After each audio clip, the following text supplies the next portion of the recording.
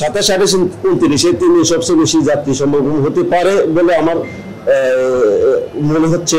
ফিরতির ticket আজকে থেকেই দেওয়া হয়েছে, 3 তারিখের টিকিট আজকে 24 তারিখে দেওয়া হয়েছে। আপনারা জানেন যে আজকে 24 তারিখ আমাদের ঈদযাত্রার প্রথম দিন হিসাবে সম্মানিত যাত্রী সাধারণ সুবিধার্থে চলাচল শুরু হয়েছে, ট্রেন চলাচল। আমরা সকাল থেকে এখন পর্যন্ত 18টা ট্রেন পরিচালনা করেছি, চালাতে পেরেছি।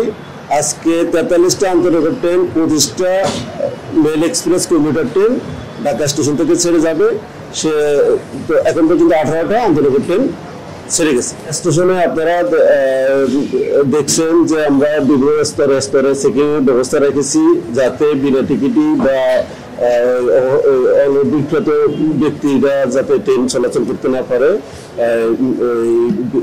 যাতে টিকিটধারী যাত্রীরা যাতে স্বাচ্ছন্দ্য নিরাপদে তাদের যাত্রা সম্পন্ন করতে পারে, সেই জন্য বিভিন্ন জায়গায় আমরা চেকিং ব্যবস্থা রেখেছি। এবং ট্রেনে আমরা স্টেশন এবং ট্রেনে নিরাপত্তার ব্যবস্থা রেখেছি। আমাদের জিআরপি আরএনবি সবাই কাজ করতেছে।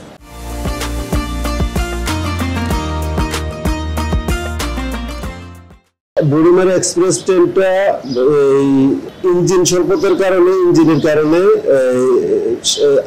1.5 ঘন্টা লেটে ছেড়ে গেছে।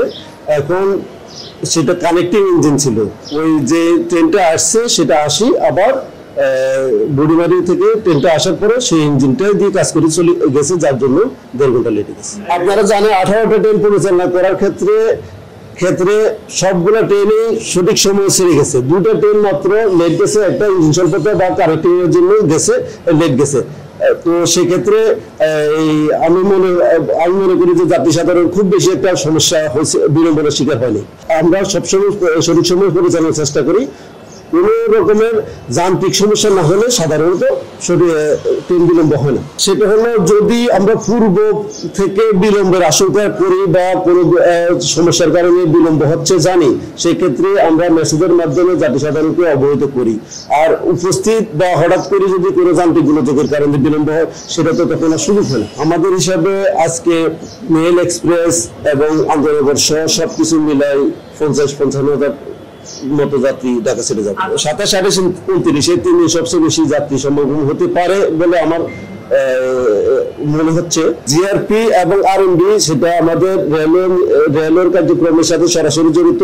আর র্যাব, এফইবি এর ওনারাও আসছেন। আপনারা আমি নিজে দেখেছি, র্যাব সদস্যরা এখানে ছিলেন, আসছেন। ওনারা বিভিন্ন সময় আসেন, আবার টহলের মতো আসেন, টহলে থাকেন। ফিরতির টিকিট আজকে থেকেই দেওয়া হয়েছে, 3 তারিখের টিকিট আজকে 24 তারিখে দেওয়া হয়েছে। ঈদের পরের দিন আমাদের নির্দিষ্ট কিছু আন্তনগর ট্রেন, অল্প কিছু আন্তনগর ট্রেন বন্ধ থাকবে, বেশিরভাগ ট্রেনে চলাচল করবে।